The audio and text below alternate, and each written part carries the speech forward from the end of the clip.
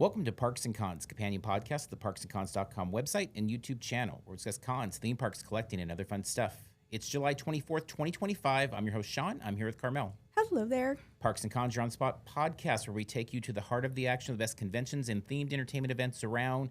Today, we are recording in, of all places, the Alien Earth official podcast studio here at San Diego Comic-Con. Just in front of the Bayfront by kind of Hall H, and there's people in line to experience the activation right on the other side of the window. So this is very unique for us, since most of the time we're sitting on the floor in convention centers and just tucked away somewhere and on our little recorders. So this is very, very different. Yeah, but it's crazy because it's different, but at the same time, it's like right up our alley in a way, because it's always like the way Parks and Cons was born of like, let's record in the moment. Let's record in the place where it's going on. So rather than like very in the place right now. Yeah. So like rather than experiencing the Alien Earth activation at Comic-Con and then recording in a week or two at home, it's like, well, no, we'd want to record somewhere nearby.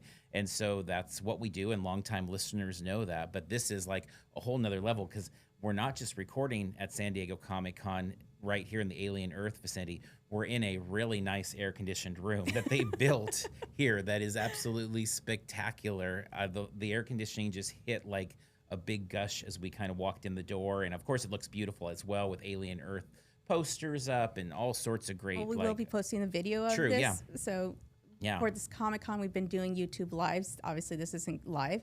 But, yeah, so we don't always do video with our podcast, but on this one, I think we will post it because it is very unique. I mean, our name, it says Parks and Cons Podcast on the monitor behind us. And it's, of course, advertising that Alien Earth comes out on August 12th on FX and Hulu. So that is where we are recording from, which is really cool. Yep. So the journey to get here has been something, and I know it's been like really exciting, because it was like back in May, I think we were asked like, what are plans for Comic-Con? And you submitted what our plans were from Comic-Con, and we get that question from a few different places with the bigger conventions like the D23s or the Anime Expos or things like that. And this one ultimately led down a long road to the good people here being very kind to ask us to come record.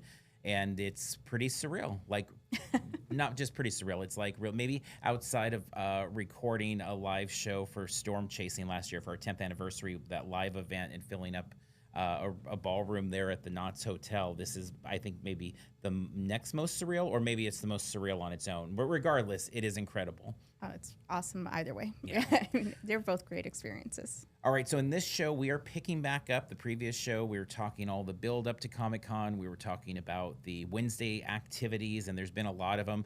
Today, as we're recording this, it's just about 2 o'clock here on Thursday. And it feels like a lifetime of activities all wrapped into today. It's been a lot on the run, and we knew that Thursdays have become, for us, Wednesdays and Thursdays have become a lot of running around to activations. And we're very grateful for that, because anybody that goes to Comic-Con knows activations can take a long time. They're incredibly surreal to experience them, to keep coming back to that word. We were talking with a friend, Jeremy, a little bit earlier about that. And we were talking about Run DMC showing up, or DMC showing up to the MTG last night party. And it's like, yeah, that's like wild that's the thing that happened. But today there has been a lot. I started out over at the Hasbro Press Breakfast, as I have for the last few years here, while you made your way to get us checked in for the Disney series of activations, which we'll talk about. Alien Earth as part of that, and the other ones. Just real quick on the Hasbro Breakfast, it was pretty similar to the past few years. I'd say kind of the post-pandemic. They've got a number of the Comic-Con exclusives are on display there. It's really fun to see the, various, like the more of the interactive elements that they have. They have a new Marvel Legends life-size, of course, mask there, Spider-Man with the blinking eyes, which was really cool to see in person. But not any like big reveals, not any like, I mean, a lot of in-hand stuff, like here's Dragon Man, that's an upcoming figure. So nothing that was like, oh my gosh, this is a new thing coming, but always appreciative to check it out. Always appreciative of getting the view there above Padres, above the stadium there, and to look down. Petco, yeah. It's always crazy to kind of look out on that and look at all the areas you and I walk in the weeks leading up to Comic-Con, looking for trolley wraps and looking for building wraps and all of those things, and now to be up there and kind of looking down upon all of it. So Yeah, that's a beautiful view. it is. And so, but I am rushing to get to you because at 9 o'clock, the goal is to be in the Disney activations. And so what Disney did this year, and I believe it's similar last year. It was the same last year. Yeah. They set up a series of activations for us to go as kind of a touring group to 4 different stops there. And so it began at Abbott Elementary, where you got us checked in. And I wasn't too late, I believe.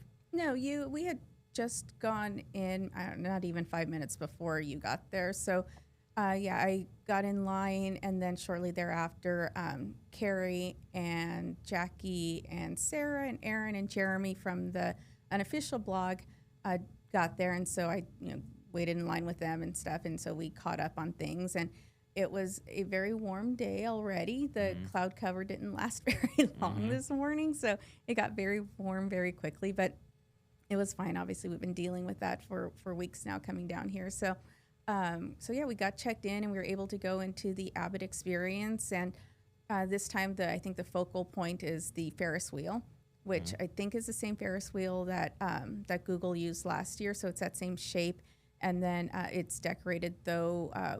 The big kind of logo in the middle has the rotating kind of visuals of like the characters and the name Abbott, and I think Hulu. And so there's different things that rotate on that.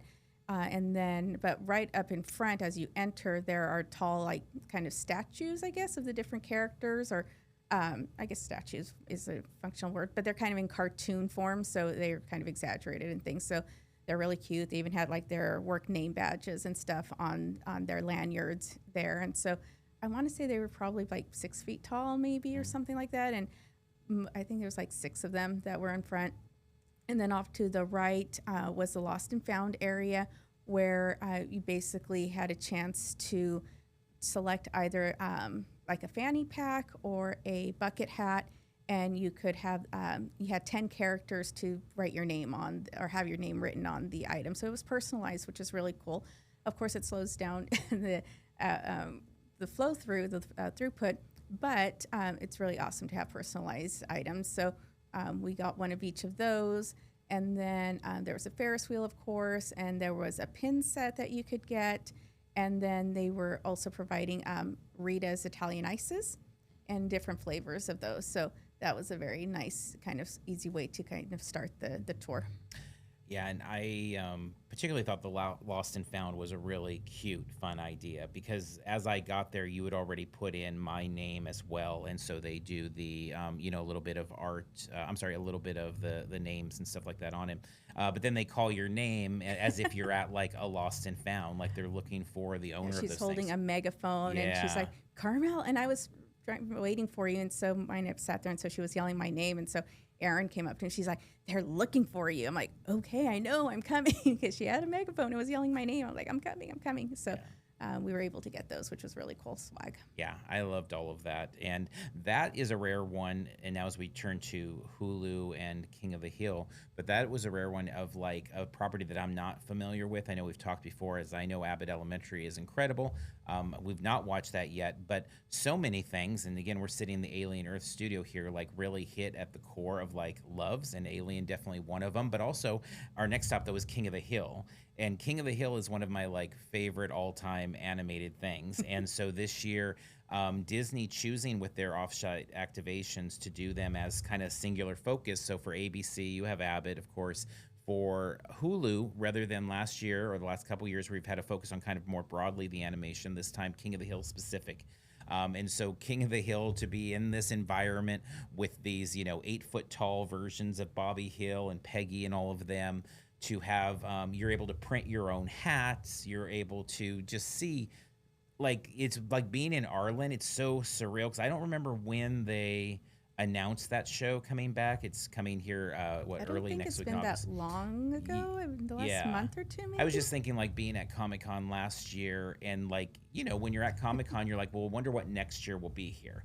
And so, like, as soon as Alien Earth was announced, it's like, that's going to be at Comic-Con. That's probably going to be the, wrap on the Hilton Bay front. You and all called that a while ago. Yeah.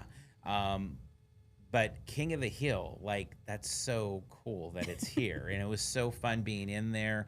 The hats were really cool. Like, the hats are really cool. A lot of times the stuff we get from these various like swag things, it's always appreciated. But we do gift a lot of it away to other people. There's not a ton that we like keep and like wear and things like that. But I think the Megalomart hat, I think I'll like actually wear that hat in the real world. It's a super awesome hat, and the bag was cool, and they gave us a taco, breakfast taco and things like that. But the Alamo, like the beer can water, so it's water but canned, and I'm not a fan of canned water, but that Alamo can, I mean, that's like straight out of the cartoon too. So all just kind of like, wow, this is really neat. And I was already super excited for that show, but I loved being in that activation. Oh, for sure. It was really cool. And there were a couple games. So as you went in off to the right, there was kind of a version of beer pong where you're kind of tossing bean bags into these oversized cans, probably 3 foot tall cans or something like that. And then you were competing with someone else. And so whoever got the most in got a beer cozy, I think it was. And I think it said Alamo on it, maybe. And then on the other side, on the left, was another game. It was kind of a ring toss, but you're tossing the rings on boots. And so, again, it was a competition thing. And then whoever won that got, I think it was an apron. And we didn't actually open it up, but I heard someone say it was an apron. And then there was the place where you could, for the hats, that's another one. It wasn't personalized to the extent that it had our name on it, but you could select the patch and the color of the hat, kind of like Abbott did last year. Mm-hmm. And so that was really cool to be able to get those hats and to select the colors and stuff. And then, obviously the food. And I don't know who catered the food. And so we were there for breakfast hours. I assume the menu changes, but they gave us kind of like breakfast tacos. So there was like egg, avocado, and stuff. It was very tasty, and bacon and stuff. Very good. And so I imagine the food for the afternoon would be different, but I also think it would probably be pretty good too. And then there was like some tea, and then obviously the cans of the Alamo water, which was really cool. Yeah, so very fun activation.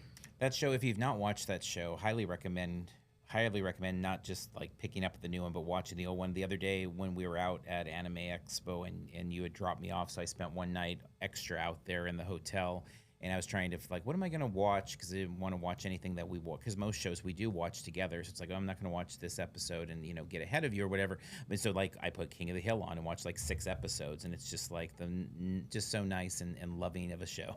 So. Oh, for sure. Okay, so then the host walked us over to really nearby where we're at now, but the FX Alien Earth activation spot here. So again, talking about like with King of the Hill and Hulu of kind of focusing in on a singular property this year. FX with their On the Lawn has traditionally been a variety of different, and it's been just kind of like a little slice of different things, maybe American Horror Story, What We Do in the Shadows, Wrexham, whatever it might be. This year, though, all in on Alien Earth. And again, it's funny because as soon as we heard the date of Alien Earth coming out this summer, like, that's going to be big at Comic-Con. And thinking how big just like the panel for Alien Romulus was when they had that and the face hugger and all of that, you're like, it's such a good fit here. And then you have Predator Badlands coming, and we just had Predator Killers. And so you're just like, everything feels very much that universe. And I feel like, somebody that grew up liking those things, but not like hardcore into them. But then in the last few years, what Fede Alvarez has done with Alien, what we've seen Trachtenberg with the Predator side of things, like, it's just like really sucked me in. So I was very excited for Alien Earth to come out. We can say we did see the first episode. We were fortunate enough to get to check that out early, thanks to the good people here at FX. We can't talk in detail, of course. We wouldn't want to spoil anything anyway, but really enjoyed like having that context to come in and then do the activation with it, because normally, and most things at Comic-Con that we do, it's like, it's kind of a teaser for what's to come. And this still is, this activation still is. But for you and I, it was interesting having that different angle where we had a little bit of context, because we had seen that one episode, to come in and kind of see the world that they are rolling out there for us. Right, and what the inspiration for it was and stuff. So, yeah, so again, we aren't going to discuss it, but I enjoyed it. I'll say that much. Yeah.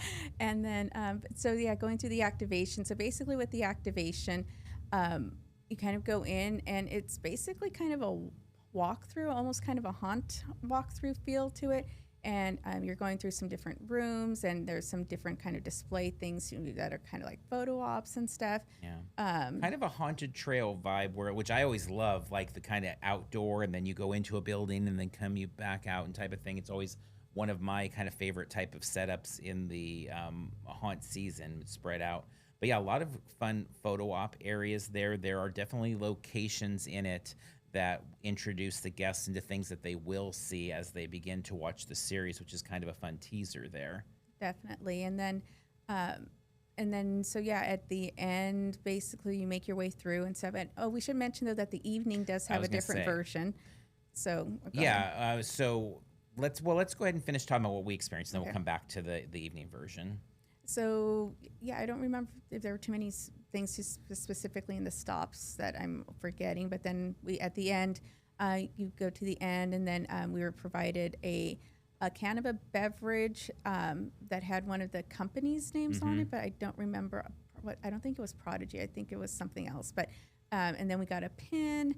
And we got, a Jawbreaker. And the Jawbreaker. The Jawbreaker was basically a box that on the outside had the decor of like alien Earth and stuff. And then inside that you can see it. It was kind of wrapped in plastic, was a Earth-shaped Jawbreaker. Yeah.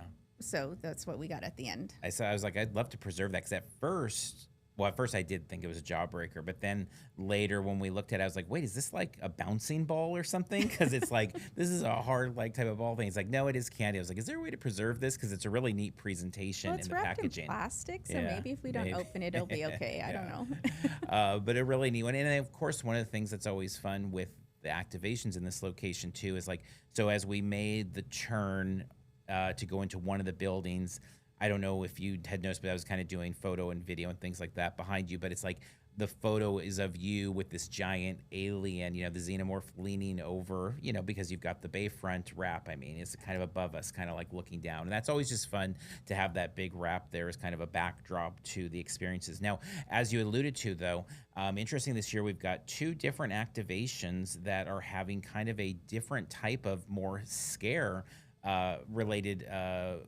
version in the evenings. And so this year we have Doctor Who, which we talked about in the previous podcast, doing something that's a little bit different for the nighttime guests, but here at Alien Earth as well. And I know just in the last couple days here, there was teased that JFI is a part of that, which we're very familiar with. We have we've been experiencing their production since like 2015, maybe, I think was the first one. Quite a while. Creep LA, but a lot of things. And so we've talked about them a lot on the podcast, so many listeners will be familiar with them. But that was very exciting because they had shared the Alien Earth FX post on Instagram and said something like scary. And I'm like very excited. So we're actually doing that. I believe it's tomorrow night, if I recall. Tomorrow, yeah. So I think, tomorrow night, I think we have Clown in a Cornfield and that. So we'll have 2 kind of scary things in the evening, which is really fun, which most of our listeners know. We do a lot of like haunt and Halloween type stuff. That's a big part of our year there. It's most all of August, September, and October for us usually. So I am very excited because I couldn't help as we were walking through the Alien Earth activation. Like I could not help continuing to think of like, is somebody going to be hiding over there? Are they going to be interacting? What sort of, having seen the first episode and thinking of some of the different characters there and like different outfits they might be wearing, I am like so excited to check that out. Like really, really excited. And again, whenever, and FX has done things with American Horror Story, it's like whenever there's some sort of horror type thing, it always leans into us, because as much as like we're all about all of the Marvel and the DC and all of those things, like we do love all the haunt stuff. We do love the Halloween stuff. We do love the scary stuff. And so, the entire time we're recording this, there's a giant, photo of this xenomorph. Like, it's just like, this is perfect. Like, this is our atmosphere right here, is seeing the xenomorph here right in our, the studio that we're recording in. Yeah, it's amazing when there's the overlap of the haunt world and the Comic-Con world and stuff. And so, yeah, this very much is that overlap, and JFI is incredible. I don't think we've ever experienced anything that JFI was involved in that we were kind of like, it was all right. It's always exceeds expectations, and so very much looking forward to experiencing their work and stuff, and see how they bring their artwork into a Comic-Con world in this environment specifically and stuff. And so very, very excited about that and looking forward to that for sure. It's interesting too. So the last stop within kind of the walkthrough experience before you get the swag at the end for Alien Earth was a photo op there, and you had said, okay, let's turn away from the camera and like pressing the buttons and stuff. And I feel like that, since they, like, obviously Anime Expo, we did the Silent Hill one that you had us like kneel down with the creature or whatever. And I'm like, all of a sudden it feels like, that's our thing, is like to do these photos a little bit different. So like, it's weird that that's just come up, but all of a sudden, like everybody's kind of posing, which is what I think we normally do. Yeah, you just kind of stand like next to each other and like smiling and like put their arms around. And I'm like looking around. I'm like, no, this is not a happy environment. This is a scary environment. We are in peril with these containers that are kind of around us, and we don't know what's in them, but it doesn't look like it's good. It looks creepy and scary and stuff. And so it seemed when we saw other people just kind of like big smiles and stuff, I'm like, that just doesn't really fit the theme. Let's do something a little different. So we pretended to be like pressing buttons, like we were about to release whatever was in the container there.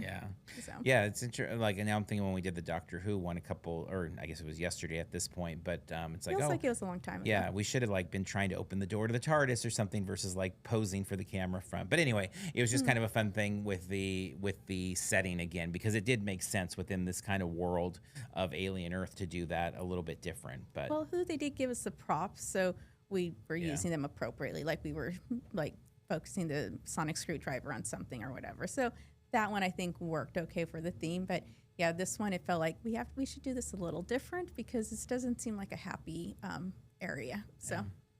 And to just one last note on that spot, the drink was Hyper Fizz by Prodigy Core. Thank you. That was I guess it was Prodigy then. Yeah, that was the group that was handing it off there. So then we made our way, and this was new because in the past we've had these 3 activations as part of the Disney morning. But this year, Percy Jackson has joined the group, and it is over on the other side. We've talked about, as we've done live broadcasts and things like that this year, that Disney did take over the former spot of the Tin Fish, or I should say Baja Ricks these days. It's been a variety of different things, but as we speak now, it's not NBC Universal, and it is Disney. And so we made our way. Now, full disclosure, I had to run to the restroom real fast, so I broke off to the Hilton Bayfront, and then I was like in a race for my life to catch up with you guys to make your way over to Percy Jackson. And we got over there. And Percy Jackson, it's been kind of one of the big mysteries of Comic-Con, I think, is like, what are they doing with this? I mean, Predator Badlands is another one of those. There's been a few fun mysteries of like, what is going on? What is the experience going to be? And so this one, because it was all enclosed and looks kind of like a diner, and they had the digital board and all of that, we were getting some teasers. We saw things like drachmas and the 3 fates and things like that, but we weren't really knowing what was going to happen inside. And then we made our way into the inside there and got to really experience a really theatrical presentation. Like, I mean, I didn't know. You don't know, right? We do these Comic-Con things. We've done them for nearly 20 years. Sometimes it's like a big video screen. Sometimes it's watching a trailer. You just don't know. And we went in and we did some kiosk stuff to kind of get judged by the fates, or I'm sorry, by the gods, and see where we got fit. But what was really incredible is we kind of bent the corner. We were in a full diner, and there was a character that I'm not familiar with because neither of us have watched Percy Jackson. I don't know if it's like an in-universe character, or if I noticed the horns. Did you notice the horns? I did, yeah. Of course. So I don't know what the character was, but we were like in the world, and he was like showing the spear, and then there was the digital effects with the entirety of like the San Diego Bay becoming being taken over by, was it a kraken that was crashing through the ocean or something like that? That's what it looked like. It was a tentacle, basically. Yeah. Yeah. I'm sorry, I'm smiling. So if you're watching on the video, one of our friends and Patreon supporters is in line outside for the activation. So he was just taking our photo, and I was like waving at him because I wasn't sure if he was going to notice that it was us in here at this point. I guess we didn't talk about that for our audio only people, because most of our podcasts are audio only. Is it does have glass, and so we're able to see out into the line. Display, kind of. Yeah, we are on display. So if you're in line, you can see it. We're like in the zoo there, which is fun.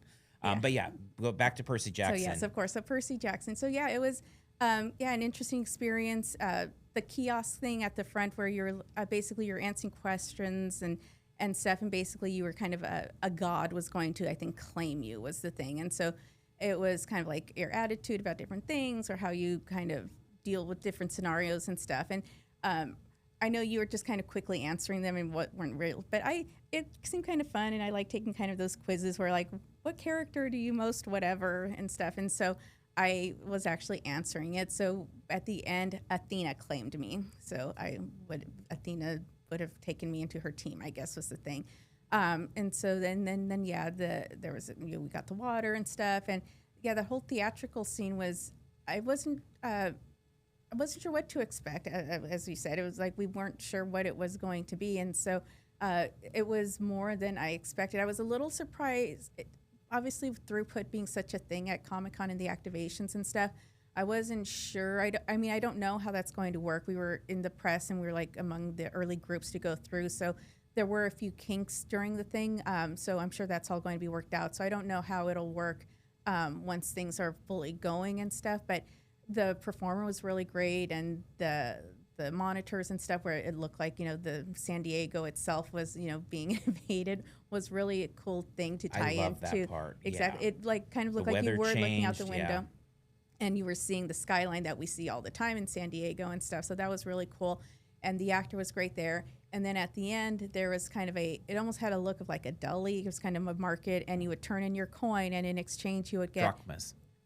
Yes, a drachma, sorry. And you would get the water bottle and stuff. And there were some actresses there who seemed to. So they're the three fates. Okay. Yeah. And they were. So I don't want to say they were, to me, the highlight, but I guess I'll say they were the highlight thing, because I think the highlight was first just like, oh, this is an immersive thing. This is a theatrical production. This is a lot.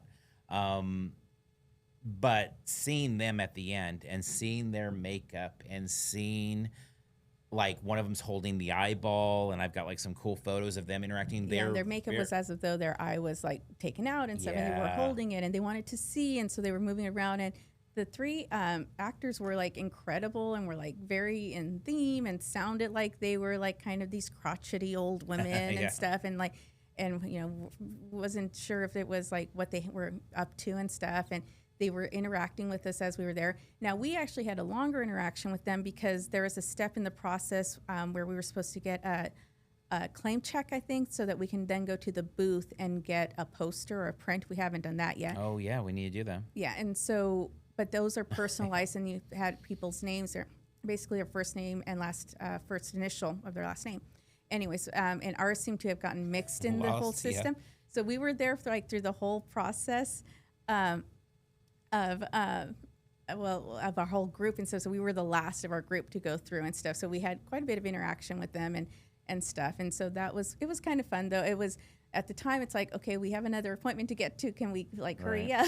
But also it was fun to see that interaction, and then there were donuts there that we could have and stuff. So it was just all really fun, and was more than I was expecting. So yeah, and you turned in your drachmas to get these hydration things at the end, which was kind of neat, because it's like you had gotten these really cool coins, and then you would drop them, and they're like, well, we can't see, so they wanted to hear the clinging, type of thing. At the hydration special, so you either got a bottle, and these were like hefty bottle, like the metal water bottles, bottles, yeah. So there was Poseidon, Athena, Ares, Hermes, Hephaestus, and Zeus were all of them. And then there's also, we got a hat. It looks like they also do a T-shirt at times or something there. Yeah, but either way, I did ask for the shirt, and he said that they were doing the hats right then. So, gotcha. Must alternate or something like that. Yeah, so you turn in 1 drachma for the water bottle and the 1 drachma for one of those premium items. Yeah.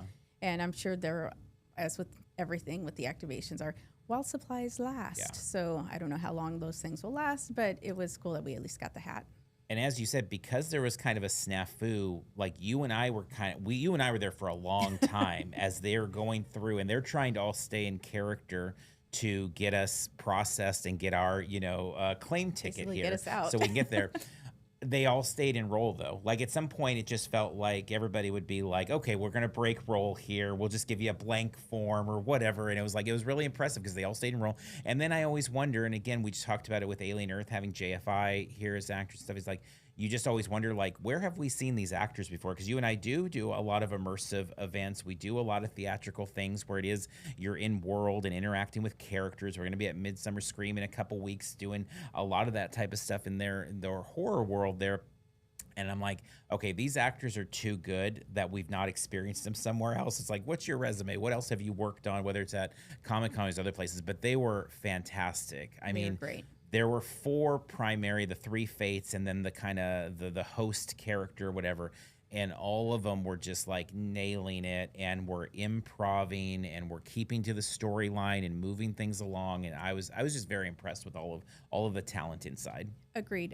And again, hopefully the kinks get worked out so that it's a smoother throughput and smoother flow, because it was a little clunky. But again, we were like very early in the process of going through. I don't think the general public had gone in at all at that point. Yeah. So they're working things out, of course. Yeah. So, and we experience that all the time. And this goes back, and we've actually met several listeners here at, I mean, it's always really nice to meet so many listeners here at Comic-Con.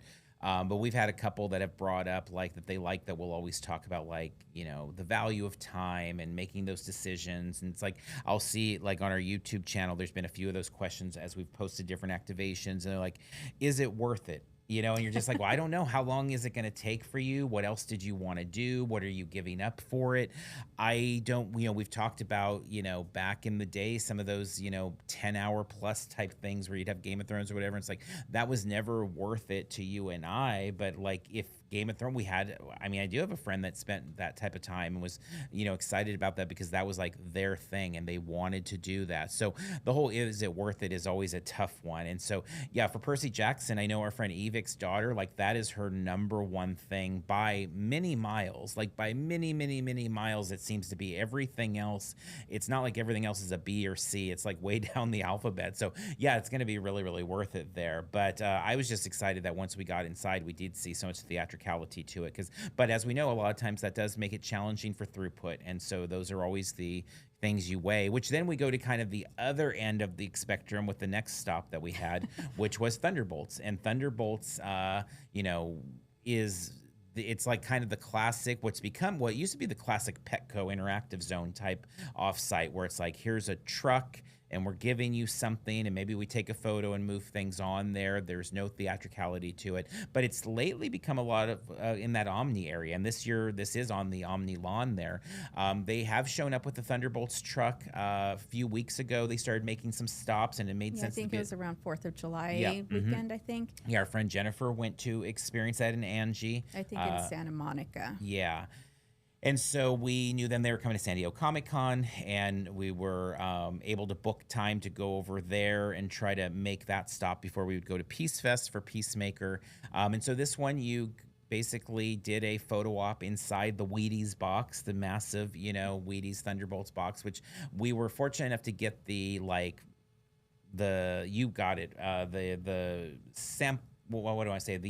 collectible box. The collectible box, so basically yeah. That's actually Wheaties, cereal side, yeah. Yeah, it's a Wheaties cereal box. It's empty, of course.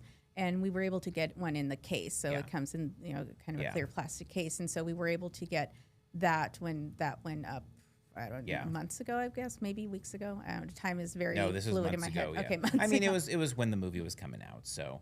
But yeah, but I still need, and I've said this a few times, I still need the massive movie one, which is what we were inside here. Like the movie one just like was such an incredible piece in these theaters. Like the Wheaties box was like 8 feet tall, and it's, you know, again, it's just this hyperbolic cereal box there. You keep saying that you need that, and I'm thinking, I don't know where we would put it. Yeah. It's going to end up in a closet or in a room somewhere, but sure, we can work on getting that if you really need it, which we, of course, don't actually need it, but you know.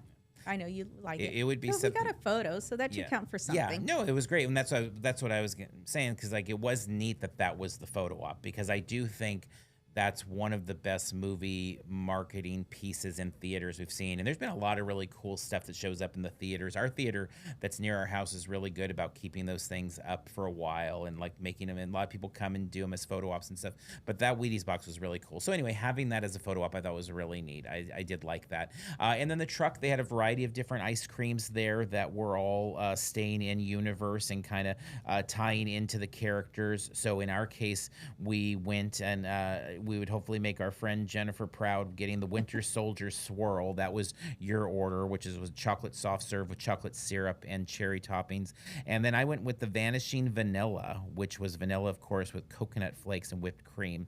And it was really good. And I did not, as with so many things we always talk about, like I don't dive into them unless we're going to do them. So I didn't really dive into like what the Thunderbolts truck was. I'm like, well, we'll do it if we're able to do it.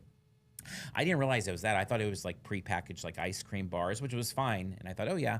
And we've seen that at Comic-Con quite a bit. But like the fact that it was like they were making you like a dessert, I thought was really awesome and it was really tasty, like really, really tasty. Yeah, they were really good looking and good tasting ice cream, and you order it and they were making them fresh there. It wasn't like they were sitting around or anything like that.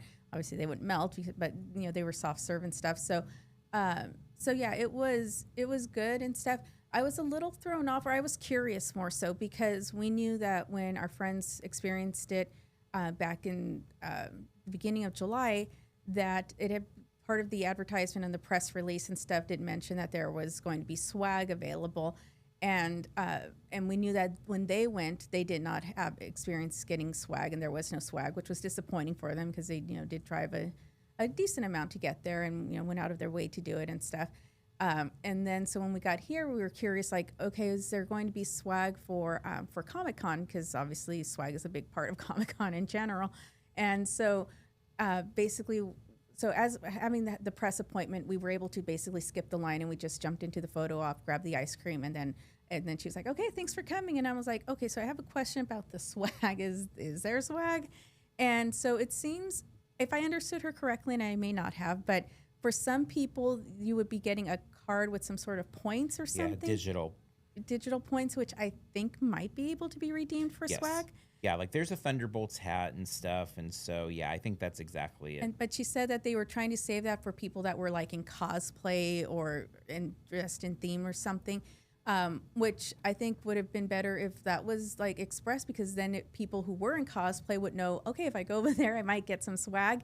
But I didn't see that anywhere except when I actually asked her. So I'm not sure exactly how that all was working. And she mentioned a couple times where it might be more available and stuff. So I'm not sure exactly how that worked, but it was nice to get the ice cream. So, obviously we got fed this morning in a few different ways. And then on our next stop, we actually got fed again. But I think we'll pick up with that on the next podcast then, because that's taking into the donuts area and stuff. But we'll start the next one there. Because as we're looking at the clock here, because we have a 45-minute slot here, which is really nice in the studio. We're getting to the tail end of it, and I did want to give us time to kind of circle back and kind of to like a little bit reflect on the experience, because I know, especially like I picture we've got like 4 chairs here, we're in 2 of them, but like I get picture our friend Ted here in one of the chairs with us, and he'd be like, did you really reflect on, because we're always, him and I know particularly are always very big on like nostalgia, but also like soaking in moments, and oftentimes him and I will text each other with like okay, we're in this place and this is the thing, and you think about it. But so as we're coming into the last minutes here before we do the wrap up here, like, have you kind of been able to take in where we're at here? I mean, because we're about to exit here.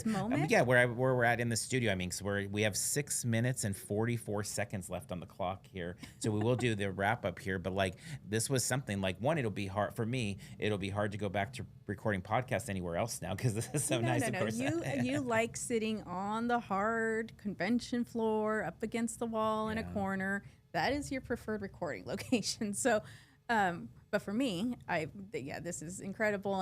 And have I been able to absorb it? I think so. It's been nice because this has given us a moment to like actually kind of pause and slow down a bit and like take a breath, and we're just kind of talking back and forth and catching up on things, some things that we haven't even had a chance to discuss because we've been going from one place to the next. So no, I think I have like really kind of taken this moment in. Now the rest of what we've experienced and stuff, I'm still like kind of processing that and like kind of like it's still like absorbing like all the stuff that we've done, which of course seems, again, we've expressed it before, and I think even at the beginning of this podcast, but so appreciative of all the opportunities that we have as press to be able to experience these things, so that then we can turn around and share them with everyone, with you all and stuff, because I mean it is tough and to wait in all the lines, but having the opportunity to just kind of go in and do the thing and then move forward and stuff. We do not take for granted, and it does wear us out a bit. Of course, we're like very tired. I think yesterday I had 21,000 steps, almost 22,000. The day before I had like 20,000. So we are like really moving and stuff while we're out here, and it's just one thing. And so I do like that with the podcast, we are able to like reflect and kind of encapsulate the experiences and stuff, because in the moment it's like, okay, so where do we need to be next? And I think we slowed down for a bit after this appointment, and then tonight we'll be seeing Fantastic Four. So we'll be leaving the convention center early, which is not our thing usually, but it will be today for Fantastic Four. So hopefully we'll get on the floor soon and actually be able to spend a significant amount of time there, since yesterday our time on the floor was so short. But yeah, the podcasting, it's always like the challenge is that there's that you have to take time to podcast, just in general. I'm talking about like in the life of Parks and Cons. But the good side is, as you said, it does have us reflect. And because we try to do it in the moment, I think it reflects. And so, yeah, sitting in this room, it's a lot to take in. I wish we could have coordinated to make this episode 1000. That just wasn't going to happen. We're not that far off. We're getting close. But it's like, could we make it happen? But no. But again, we do want to thank everybody at FX, Alien Earth, for making this possible, for this idea. This is really amazing. If you guys ever do it again, we'd love to do it again, because this is the staff, fantastic. Yeah, the staff that from when we checked in all the way through here, the people doing the cameras and checking the audio and stuff, they were all the ones we interacted with were all very kind. And we appreciate all the kindness. And then we know that there were people that they were talking to on their headsets and stuff. So there's people behind the scenes that we haven't seen that are also like listening to us and working in the background and stuff. So thank you to all of you, if you are listening at the moment, because we do appreciate the kindness and it was a great team. And all the hard work that went into this. Yep. All right, with that said, we are going to wrap up this one. Of course, we do want to thank everyone that follows along, supports us, particularly our Parks and Cons crew that supports on Patreon. We loved hanging out with you guys, many of you at the walking tour. We've got the Midsummer Scream Dinner coming up soon, and more on what we're doing with our patrons coming up there. Before we get to that, though, real quick, a few events coming up here. We do have Star Trek Las Vegas coming August 6th through the 10th. We'll be back out there covering that at the Rio. Midsummer Scream, just mentioned that, August 15th through the 17th, Long Beach Convention Center. Disneyland kicks off their Halloween season August 22nd. Halloween returns to Rogers Gardens August 29th. Valley Comic Con returns to the Mayflower Club in North Hollywood August 30th.